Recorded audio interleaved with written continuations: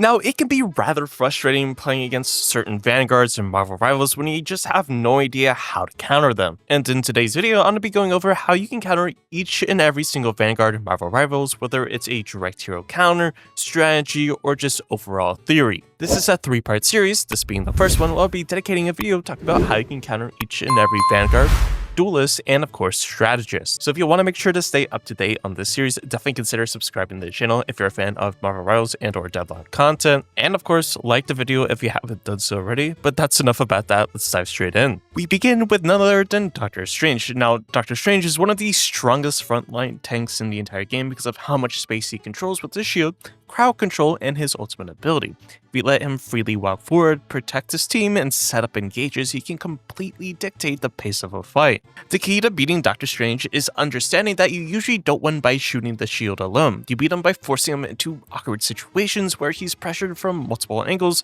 loses positioning, or is forced to turn away from the rest of his team. Now, different roles counter him in different ways, but these heroes and strategies are some of the most effective overall. The first one being Punisher as your DPS. Now, Punisher has to be one of the best shield breakers in the entire game in comparison to, that of Squirrel Girl and or Moon Knight, if you want to throw those, or even Winter Soldier. But Dr. Strange relies heavily on controlling fights through his barrier, and Punisher's sustained DPS can melt that shield incredibly fast, especially if you pair it up with a rocket with his ultimate ability or anything else. So once the shield breaks, Strange suddenly becomes much easier to punish because he has one of the largest hitboxes amongst the tanks. That being said, you now have the Dinosaur with a pretty large hitbox. Now, what makes Punisher so dangerous isn't just his raw damage. He forces Strange to constantly manage his shield health, he prevents Strange from slowly walking forward for free, he pressures Strange's supports through shield downtime, and he punishes over-aggression extremely hard. A good Punisher turns Dr. Strange from an aggressive frontline tank into a defensive resource manager. Following that, you have Squirrel Girl. Now, Squirrel Girl is extremely annoying for Dr. Strange because of her burst and crowd control abilities. Her damage can rapidly crack the shield, and her stun creates openings when Strange cannot safely protect teammates or reposition. Since Dr. Strange players often stand at predictable angles while shielding, Squirrel Girl can constantly land high-value abilities in clustered teams. She's especially effective when Strange is holding tight choke points, teams are grouped behind the shield, or enemy supports are stacked close together. One good stun can instantly force Strange's entire formation to collapse.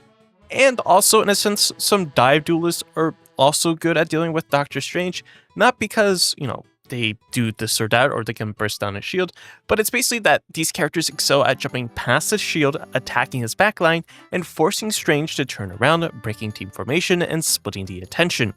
Once Dr. Strange has to rotate his shield backward or peel for teammates, his frontline presence becomes significantly weaker. But why does dive work so well against Strange? Well, Dr. Strange only blocks damage in the direction he's facing. If pressure comes from multiple angles, the high ground, flank routes, or deep backline dives, he cannot effectively protect everybody at once.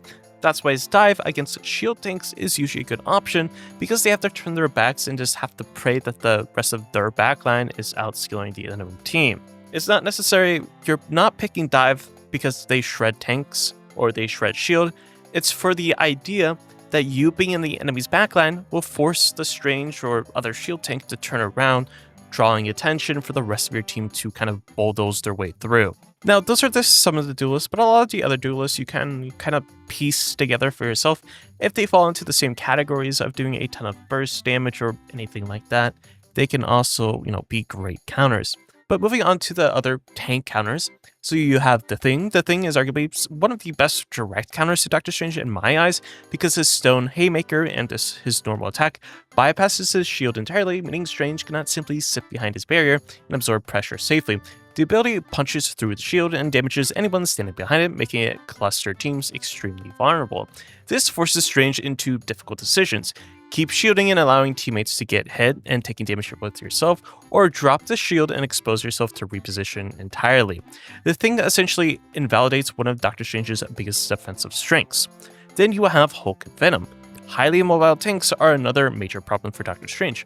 Both Hulk and Venom can instantly dive over the barrier and pressure supports directly. This creates chaos because Strange now has to choose between protecting his frontline or peeling. It's the same case with that of the dive duelist. You can also throw other ones in there as well, as Captain America, Angela, Rogue, and so on. even Devil Dinosaur for crying out loud. All of those characters are great ideas. That split-second hesitation is often enough to lose a fight. These tanks are especially strong because they ignore traditional choke control, they force vertical fights, and they create backline panic and overwhelm slower team compositions. Doctor Strange thrives in organized fights. Hulk, Venom, and any of the other, dive vanguards makes fights completely messy. And messy fights are where Strange is usually struggling because he can't get that sustained damage and support that he so desperately needs. For your strategist or support counters, Mantis is one of the best answers to Doctor Strange's ultimate. A well-timed sleep can completely shut down his engage before it even begins. Since Doctor Strange ultimates are usually telegraphed and aggressive, patient Mantis players can hold cooldowns specifically to deny his playmaking tool. Once sleep can cancel momentum, waste ultimate value, and completely swing a team fight. You also have Luna Snow. Luna Snow is extremely effective because she combines crowd control, survivability, poke damage, and frontline pressure. Her freeze can completely immobilize Strange during engages, and her consistent range damage slowly chips away at his shield over time. She's practically dangerous because she can pressure Strange safely from range without needing to overcommit. You also have Invisible Woman, where she can displace and disrupt him using his ultimate. You can knock Strange out of position, separate him from his teammates, interrupt his setup, or escape his backline. This becomes extremely and especially powerful during his ultimate windup or while he's trying to hold a choke point. Then when we look at the Doctor Strange theory, the real way to beat Doctor Strange, the biggest mistake players make against Doctor Strange is treating him like a shoot shield until it breaks character. That can work sometimes, but it is the best counterplay is usually attacking from multiple angles because he can't, turn and whip around to each angle periodically, forcing shield rotations, diving his supports, baiting his cooldowns, and making fights super chaotic. Doctor Strange is strongest when the fight is slow, controlled, and directly in front of him. The more disorganized and spread out the fight becomes, the harder it is for him to protect everyone at once. And that's effectively how you can counter Strange, especially in Season 8. Let me know what you think in the comments down below. Now let's move on to our next hero. Now I do want to go in alphabetical order now, even though Dr. Strange was first because he's the easiest, but let's move on to Angela. So Angela is one of the most dangerous dive-oriented vanguards in Marvel Rivals because of her extreme mobility, aerial pressure, and ability to instantly collapse onto isolated targets.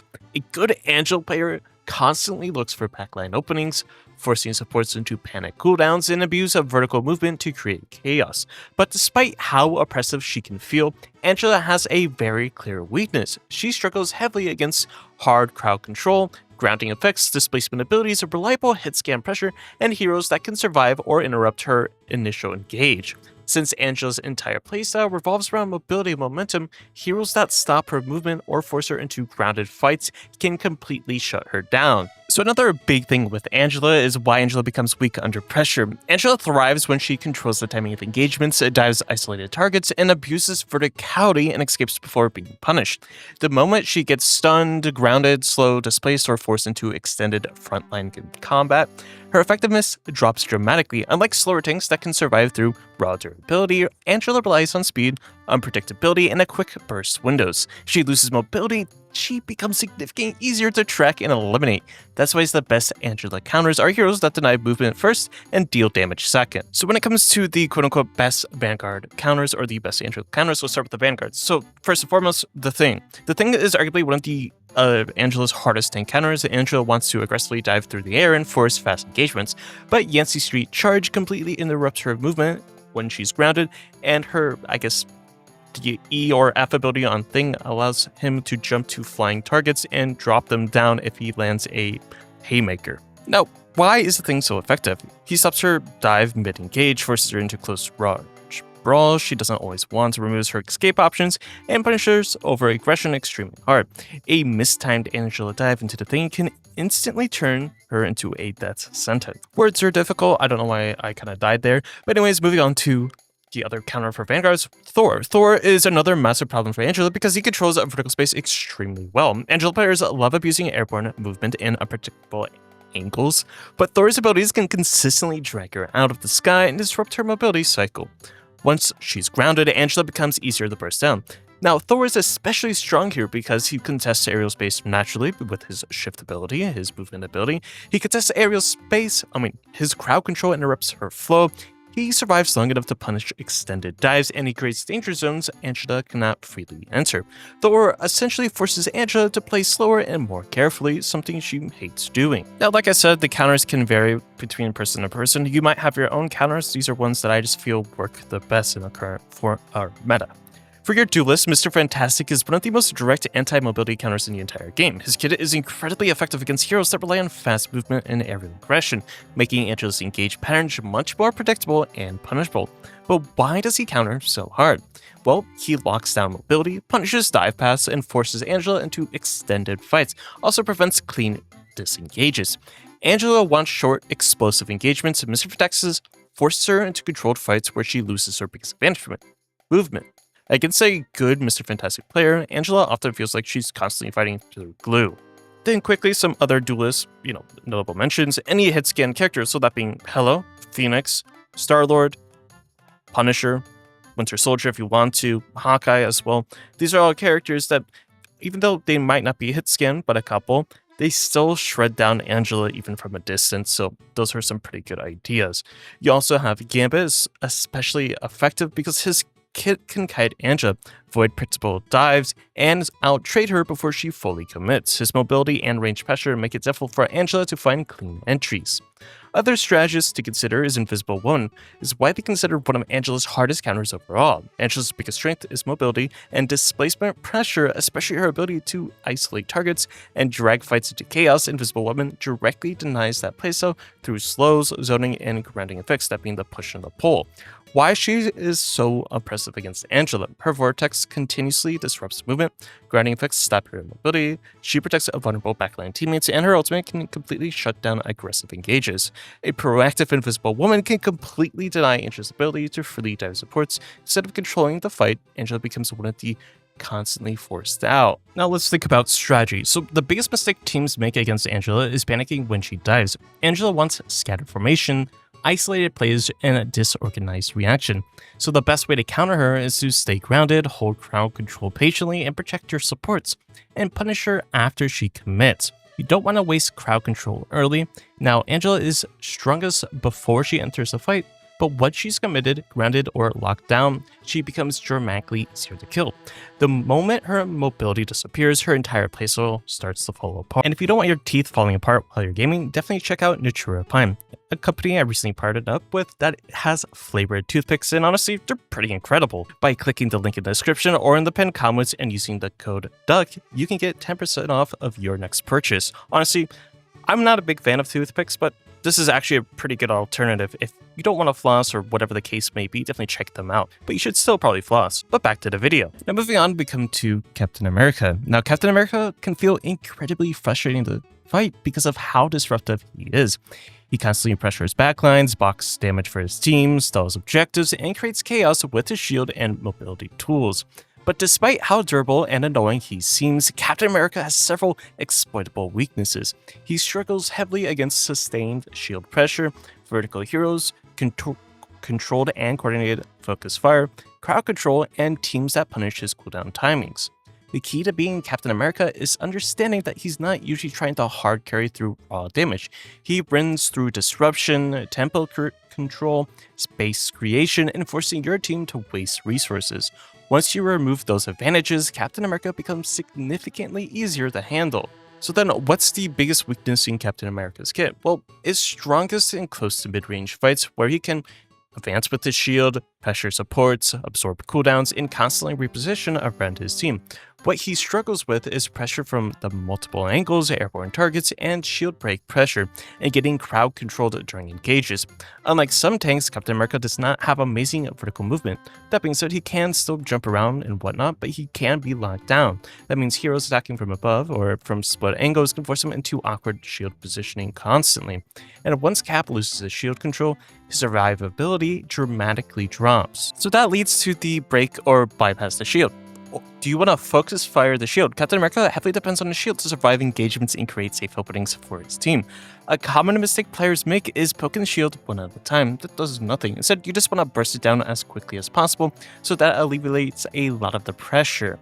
Or you can think about heroes that excel at shield pressure: Punisher, not necessarily Human Torch, Hawkeye, Winter Soldier, Squirrel Girl, those characters. And you also want to use some sort of verticality. Now, he does have the ability to jump up and down, but he does do a lot of damage, honestly, on ground targets, so just trying to keep your distance with certain characters is probably a good idea. Now, the biggest thing when it comes to Captain America is you want to punish his cooldowns. You want to bait his engage first. Captain America players often rely on aggressive mobility tools like Liberty Rush to instantly pressure supports or force fights. The mistake many teams make is panic using abilities before Cap fully commits. Instead, you want to wait for him to engage, track his cooldowns, then punish him after he commits. Once Captain America burns his mobility, his escape options shrink, his survivability decreases, and it becomes much easier to lock down. A Captain America without cooldowns is far less threatening than one constantly rotating abilities. Now, despite crowd control getting changed a few seasons back, crowd control is still one of the best ways to shut down mobile characters, especially a character like Captain America. So he thrives on momentum, so the more he's allowed to move freely between targets, the harder he becomes to deal with. So these heroes are especially effective because they displace him, interrupt engages, stop dives, and force him into predictable movement. Things like Thor, Emma Frost, you can throw Magneto with his right click, I kind of died there, and other characters like Winter Soldier and so on. You get the idea. Now, a big thing when it comes to countering certain heroes is you need to understand what their real job is. One of the biggest mistakes players make is overestimating Captain America's raw damage. Cap is less of a kill everything instantly tank and more of a disruption engine. He's designed to annoy, distract, pressure supports, and create openings for his teammates. That means sometimes the correct answer is not tunneling on him, not taking him out of the fight, and just forcing him out of the engage as quickly and as oftenly as possible. So when exactly do you go about ignoring Captain America? If your team has strong sustain, AoE healing, or durable backliners, sometimes the best option is simply ignoring Cap and killing his teammates instead. Because while Captain America is disruptive, his actual kill pressure is often lower than the DPS heroes behind him. So if Cap dives deep alone, peel him lightly, survive the pressure, then eliminate his supports or damage dealers. Once his team collapses, Cap usually falls off shortly afterward. So some of the best overall matchups into Captain America is a majority of the flyers in the game, whether it's Ultron, Storm, Iron Man, Human Torch. Even though they're not particularly strong this season in regards to other duelists, they are so strong in a way that they counter him because they're flying. That's really about it. Honestly, Blade is a pretty good counter in my eyes, as well as you have the Thing, can all out brawl Captain America directly and stop his aggressive cooldown. Then you have things like Rogue, Emma Frost, and the Dinosaur as well to kind of just be a nuisance. But the real secret to countering him is honestly just becoming overwhelming when your team panics, tunnels, the shield stacks together, or wastes cooldowns too early. The best way to beat him traditionally is to pressure him from multiple angles, force shield rotations, track his engage cooldowns, and punish him after he commits. Cap wants controlled chaos. If you stay displaced, maintaining space, and coordinating pressure properly, he becomes far easier to manage than he initially appears. Now, moving on, we come probably to the second best tank in the entire game, so Tankpool. Now, Tankpool is one of the most chaotic frontline disruptors in Marvel Rivals. Instead of functioning like a traditional shield tank that slowly walks forward with structure, Tankpool thrives through aggression, off angles, mobility, sustain, and constant pressure. A good Tankpool player wants to dive isolated targets, force panic cooldowns, and do much more. But despite how oppressive Tankpool can feel, he has very clear weaknesses: crowd control, coordinated burst damage, anti-dive positioning, and heroes that can survive extended brawls better than he can. The key to beating Tankpool is understanding that he is not an unkillable frontline tank. He thrives through momentum. Once you interrupt his momentum, his survivability drops dramatically. Like the biggest mistakes that you go in is you chase him down alone, allow isolated duels, panic when he dives, or let him freely disengage after committing. That's exactly what Tankpool wants.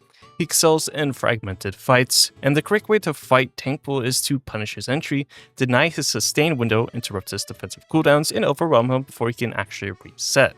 So, the first thing, forcing out his cooldowns. Tankpool heavily relies on some of his defensive abilities, his E ability, the AoE.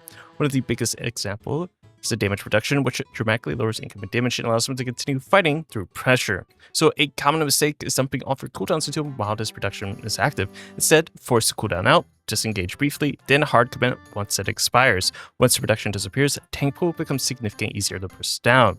Then you think about crowd control, which completely ruins him. So the Thing and a Winter Soldier. Tankpool's survivability depends on heavily on staying mobile and chaining abilities together smoothly with the jackpot. So being able to knock him down and keep him grounded with Thing, Winter Soldier, or other characters like Wolverine that can outbrawl him. Iron Fist also as well, but you just have to keep in mind the cooldown with his damage reduction. And then of course Focus Fire. The moment he enters, Tankpool is an off tank. So that means he often dives from unexpected positions, pressures isolated targets, or engages slightly away from his team. If nobody reacts quickly, he becomes overwhelming. But if multiple players instantly collapse on him the moment he enters, he can frequently die before gaining any value. Now, something you need to understand is the secret to countering Tankpool is that he's strongest when fights become chaotic, scattered, emotional, and disorganized. He feeds off of panic. The more isolated your team becomes, the more value he generates generally. The best way to beat him is stay grouped, react quickly to dives, making sure he doesn't get his jackpot, and punish him after defensive cooldowns are burned. Tankpool wants to long, messy fights. Your goal is to make every engagement short, controlled, and coordinated, because once this momentum disappears, the entire hero starts to fall apart. Or so they say. Moving on, we come to our new hero added to the game in Season 8, Devil Dinosaur. So he's probably one of the most intimidating frontline vanguards in Marvel Rivals because of his massive health pool, disruptive presence, and ability to bulldoze through space during team fights. If he's left unchecked, his bleeding passive can really stack up and just tear through the team. Now, he struggles heavily against sustained duelist pressure and just mobile flankers and coordinated focus fire, and teams that force extended fights instead of quick burst trades. I think the biggest mistake that players are making is treating him like a unkillable raid boss. Yes, he is extremely durable, but he's not invincible, and once teams understand how to pressure him correctly, his weaknesses become much easier to exploit. So why do duelists counter Devil Dinosaur so hard? Mainly due to the fact of his head hitbox. Yes, he takes reduced headshot damage, and he takes reduced crowd control effects as well. But even though he has, reduced headshot damage, he still takes a lot of damage in the head. So characters like Punisher, Winter Soldier, Star-Lord, Hela, Phoenix, the characters that thrive when dealing headshots, even Hawkeye, are probably some of the best counters to this character. But don't be warned, it's not that easy. This character is really annoying to deal with. Now, in my eyes, some of the hardest counter picks are Rocket Raccoon, because he's widely considered, one of the most punishing matchups for Devil Dinosaur. He excels at sustained ranged pressure while remaining incredibly difficult for large tanks to pin down. He does do a ton of damage. Now, Devil Dinosaur struggles to constantly pressure Rocket, close distance cleanly, or avoid being chipped down over time. Rocket constantly forces Devil Dinosaur to burn resources efficiently, take damage during rotations, and fight at uncomfortable ranges. If you pair Rocket Raccoon with a character like Punisher together in the backline that's shooting at the Devil Dinosaur, you can easily mow him down and shred him down. Now, despite that, Rocket Raccoon does a ton of damage. If Devil Dinosaur, for whatever reason, is diving onto Rocket, you can easily escape, and you have your ultimate, the CYA, or the Cosmic Yarn Amplifier, that enables the rest of your team to shred down. So honestly, Rocket's not a bad afterthought. Following that, we have Blade. I think Blade is really good because he does a lot of prolonged damage. He can stay in fights for a relatively long time. Devil Dinosaur's size also makes him an easier target to constantly pressure during extended fights. Now, Blade thrives because he can safely chip away at health, maintain offensive pressure, and punish overextensions. The longer the fight goes, the more dangerous Blade becomes for Devil Dinosaur in my eyes. But again, you're just trying to do as much damage as possible. Because the character is just so tanky, you need to combine a lot of damaging characters, so super high burst damage into super prolonged damage. So Hela plus, a Punisher, something plus a Star-Lord. You're trying to get just as much damage into his head as possible. And like I said, the characters that excel at headshot damage are the ones I've already listed. So the honest secret to countering this character, so Devil Dinosaur wins when teams panic, overcommit early, stack together, or ignore sustained pressure. The best way to beat him is to slowly wear him down, pressure from multiple angles, punish his positioning, and force long, uncomfortable fights. He may have a massive health pool, but sustained disciplined pressure will eventually bring even the biggest tank down. And this is certainly true in a lot of cases of a lot of tanks in this game. This constant sustained pressure with his massive head. Although, if the enemy team is playing a super mobile comp plus this dinosaur, you're going to have to start alternating of what you're deciding to pick. But for the most part, biggest friends are the characters that excel at doing headshot damage and excel at just doing Punisher, Star-Lord, Winter Soldier, Hawkeye, Hela, Phoenix. You could throw in other big burst damage characters. I think some other good examples is Ultron ult destroying the shield, and much more. Now moving on, we have Emma Frost. Emma Frost is one of the most oppressive, control-oriented tanks in the entire game because of how effectively she dominates close-range fights, between her crowd control, burst potential, survivability, and diamond durability. She can completely take over cramped engagements and punish teams that punish poorly. A strong Emma Frost player thrives on forcing close-range fights, isolating targets, and cycling diamond form correctly and punching overextension with devastating burst combos. Now, as Emma Frost does do pretty well in close to medium range combat, you want to think about characters that will excel or beat her at that range. So you want to think about characters like Hela, Punisher, Star-Lord sometimes because of the new recent changes in Season 8 where he has more ammo, meaning he has more damage output potential. But their ults kind of counter one another, so that is something to kind of keep in mind. You also have Phoenix and other hit scan-like characters. A big thing about this character is that you want to punish the Diamond Form cooldown usage. Diamond Form is the core of Emma Frost's survivability, granting her 20% debuff reduction, or this damage reduction as a whole. It allows her to absorb pressure, survive dives, force aggressive plays, and dominate close-range fights. But one of the biggest mistakes players is continuing to fully commit when it's active. Instead, the best strategy is to bait it first by doing some sort of big burst of damage, or damage over time that will whittle her away to make her forcing her into the Diamond Form. I think now the biggest thing about dealing with this character as a whole is honestly to bait her cooldowns, abuse different types of verticality, maintain some sort of spacing outside of that the beam range, and re-engage after defensive windows expire. Her weaknesses become far easier to exploit, and Emma Frost dominates controlled close range fights, so you need to do your best to have the long range engagements. I think Emma Frost by now is probably one of the most straightforward characters to counter because it's pretty obvious to what her exploits are, but that's really about it. Now, moving on, we come to Groot. He's still one of the strongest aerial control vanguards in Marvel Rivals because of how effective he is at maintaining multiple angles and terrains and controlling space. His walls can completely reshape vibes, block sightlines, and separate teams and create incredibly frustrating choke points if left unchecked. To slow the pace type of character, he's trying his best to make everything a lot slower, methodical, and just overall a lot more annoying and clustered. One of the biggest reasons why players lose to Groot is one of the most obvious reasons, that's just ignoring his walls. The longer his wall's up, the more value as a whole he's getting as a vanguard. The quicker you get rid of him, he's going to be getting less value because he doesn't have to have that extra damage, he won't be having extra HP, and he won't be immune to crowd control effects. So if you're facing a Groot, the biggest question that you should be asking to yourself is, are we destroying the walls?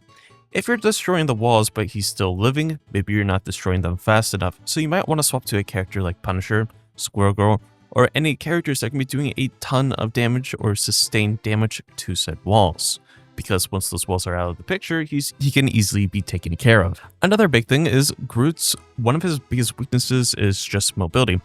In the meta, or just in this game, when a ton of vanguards have a different ton of mobility options, a character like Groot can be caught off guard rather easily. So you want to think about characters that can chase him down. Psylocke is a good character because he has a massive hitbox, and honestly, Psylocke does a ton of damage if she's left uncontested.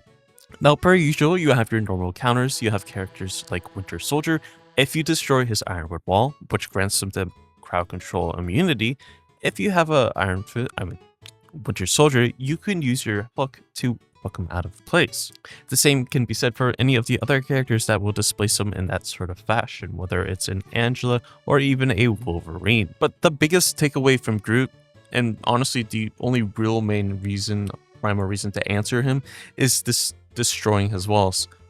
When he doesn't have his walls, he gets pretty much no value as a character. He can still do a lot of damage, his ultimate is still good, but if he has those walls, he's going to be getting even more value, so just destroy them and fight them as oftenly as possible.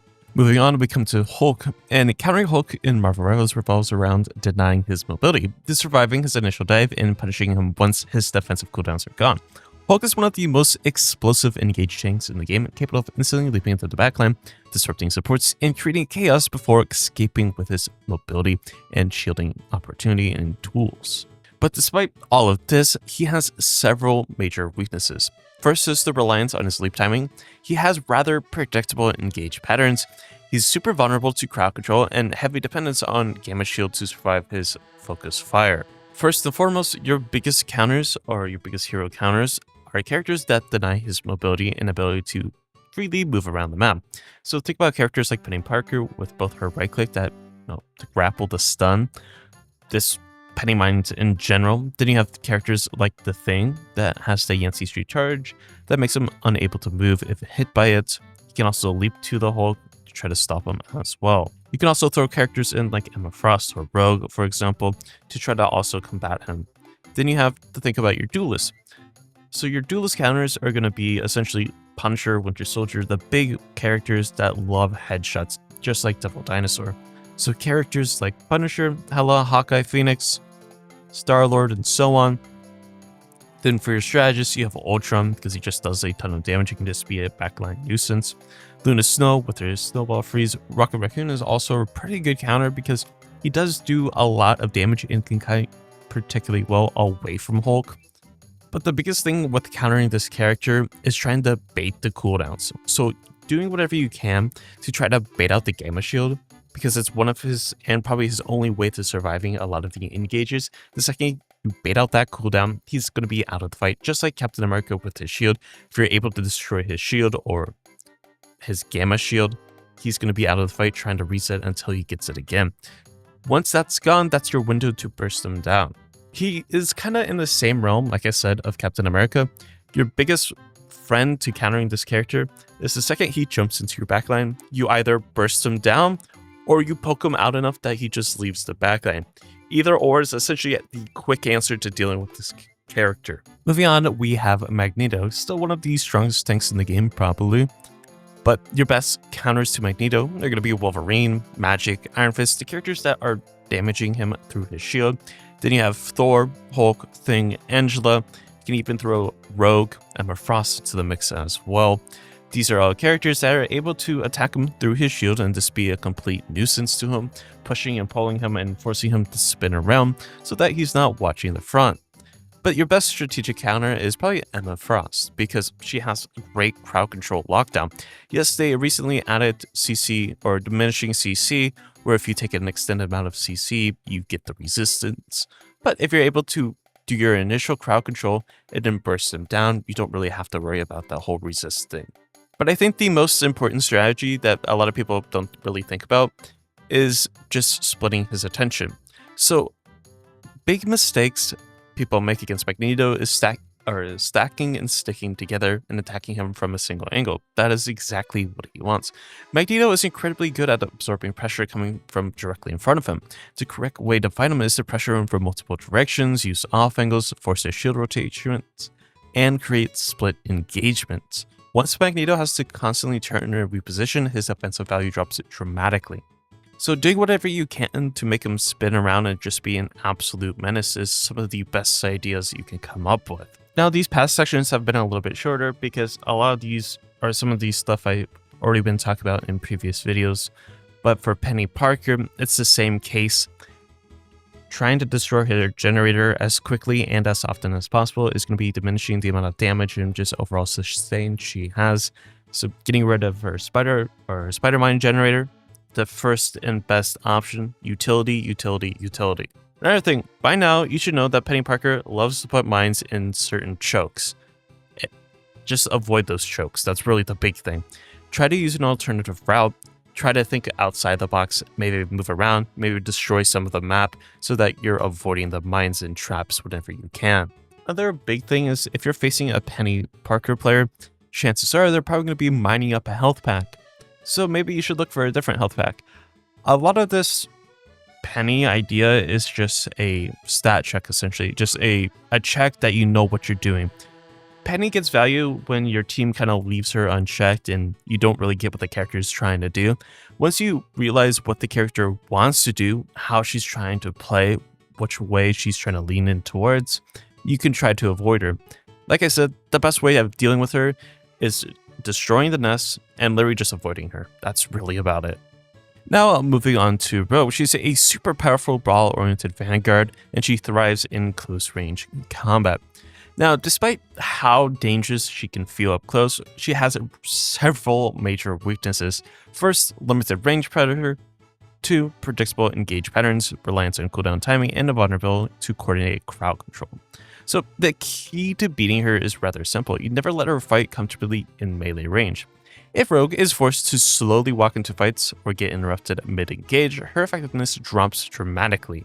So when you look at tank counters, it's some of the obvious ones, things like Wolverine, Iron Fist, but then you want to think about characters that will be locking her down. So Peni Parker, Emma Frost, Thing, those are some of the, greatest ideas. You can also think about the other ones like Hela, Punisher, because she has a rather large head hitbox, same with Winter Soldier. And of course, you always have your normal lockdown crowd control abilities like Mantis, Luna Snow, and so on. But the core strategy against her is to track her mobility cooldown. Rouge relies heavily on abilities like Fatal Attraction, Chrono Kick, and other dash-based combo tools to control fights. So the best time to punish Rouge is after she commits those cooldowns. Once her mobility disappears, she becomes easier to kite, more vulnerable to crowd control, and significantly less threatening. Now, you don't want to feed her ability absorption. One of her strongest mechanics is stealing valuable abilities and ultimate charges from enemy heroes, so this means positioning and cooldowns discipline matter extremely heavily. So you want to avoid standing too close unnecessarily, giving her easy access to supports, or allowing free ability steals from high impact targets. The less value Rouge gains from absorption, the weaker her overall fight impact becomes. Then, of course, you have Focus Fire, just like any of the other vanguards.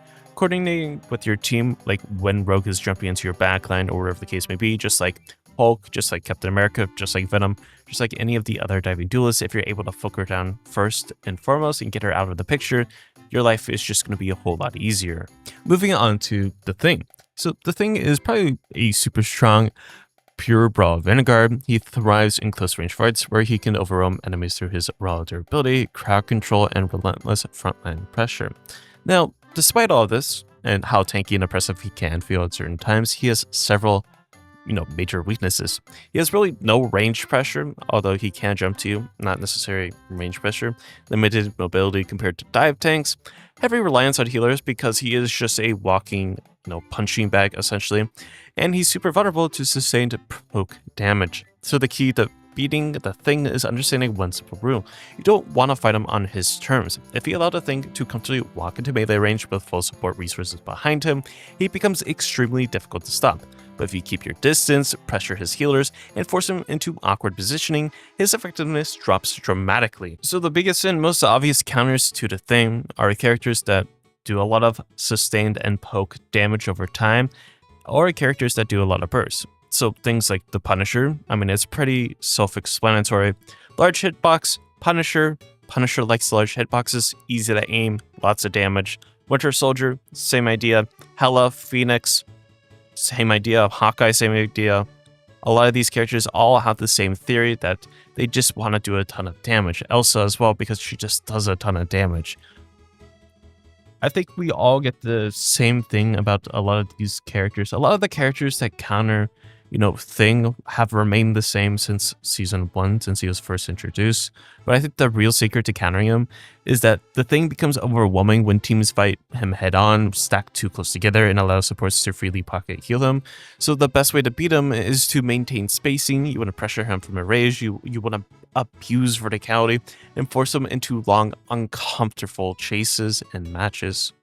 Now moving on, we come to Thor, and he's probably one of the most explosive vanguards around with high mobility, crowd control, and decent damage. Now for the most part, Thor has, rather predictable engage passes. He's rather vulnerable to crowd control. He has a ton of reliance on momentum, and he's difficult dealing with sustained ranged pressure. So the key to beating Thor is stopping him before he fully commits. If Thor is allowed to freely enter fights and rotate abilities uncontested, he becomes extremely oppressive. So the first thing that shuts him down is, well, crowd control. Yes, the changes that came in with crowd control and diminishing CC are in the game, yes, but still, you can get crowd control a couple times before that kicks in, so using certain stuns, freezes, sleeps, and displacements is a good idea. Secondly, he's just like Venom, he's just like Thing, he's just like Rogue, he's just like Dinosaur, he's just like Groot, Hulk, and even Peni Parker, that he's a big tank. He has a big hitbox. That means characters like Punisher, Hawkeye, Winter Soldier, Star-Lord, and so on are really good answers at dealing with him. But I think the real secret to countering Thor is that Thor becomes overwhelming when teams are stacked together. They panic during dives and allow him to freely chain abilities together. So the best way to beat him is to hold crowd control patiently. You want to pressure him before he engages to try to stagger him or slow his pace down. You also need to maintain spacing and punish every overextension immediately. Thor dominates fast, close-range chaos, so your goal is to slow fights down and force him into controlled engagements where his aggression becomes super predictable. And last, but certainly not least, we have Venom. Now for the last few Vanguards, you can see that the sections weren't as long as some of the first ones. It's because this last section is characters I've already been talking about, and I think are rather straightforward to counter. I put a lot of time into this video, so hopefully it pays off. But moving on to Venom. So Venom is one of the most dangerous dive vanguards in Marvel Rivals because of his mobility, disruption, and ability to survive deep inside enemy backlines. But despite how durable he feels, Venom has several major weaknesses. He has a heavy reliance on mobility cooldowns. He's vulnerable to, crowd control chain abilities. He has a dependence on overshield timing and difficulty surviving coordinated burst damage. So the first thing is rather simple. You don't want to let him engage freely or disengage freely. So if Venom can rotate cooldowns, reset fights, and escape after diving, he becomes extremely frustrating to kill. But once his movement is forced early or interrupted, his survivability collapses much faster than most players expect. Now the biggest weakness in Venom's kit, he becomes overwhelming when he engages on his own timing, chains mobility smoothly, but he struggles when there's a layered crowd control, burst damage during downtime, and coordinated focus fire immediately after committing. Venom isn't truly unkillable, he simply survives longer than expected if teams panic or split damage poorly. The best counterplay is forcing him into situations he can't safely rest. I mean, the counters that we've been preaching since the dawn of this character in this game have remained the same and consistent. You have characters like Hela, Punisher, Winter Soldier, Hawkeye, Star-Lord, Phoenix. I mean, there's also Hulk, Magneto, Invisible Woman to push and pull him away and displace him overall. But the whole idea is you just want to deny the overshield sustain. So Venom's survivability largely comes from his symbiote resistance and overshield generation. If he's allowed to freely rotate abilities, keep moving, and survive through shield uptime, he becomes incredibly hard to finish. That's why his layered crowd control is super crucial and super important so that he's not able to freely get those abilities off. But in terms of that, the best way to beat him is to track mobility cooldowns, chain crowd control patiently, and focus fire immediately after he engages, and deny his overall sustain. Venom dominates chaotic, isolated fights, so your goal is to make every engage controlled, coordinated, and impossible for him to escape cleanly. And that's how you can essentially counter every single hero or vanguard in Marvel Rivals Season 8. If you like what you see, make sure to like the channel, make sure to like this video, of course subscribe to the channel, let me know your own ways in countering certain heroes, and I'll see you in the next one.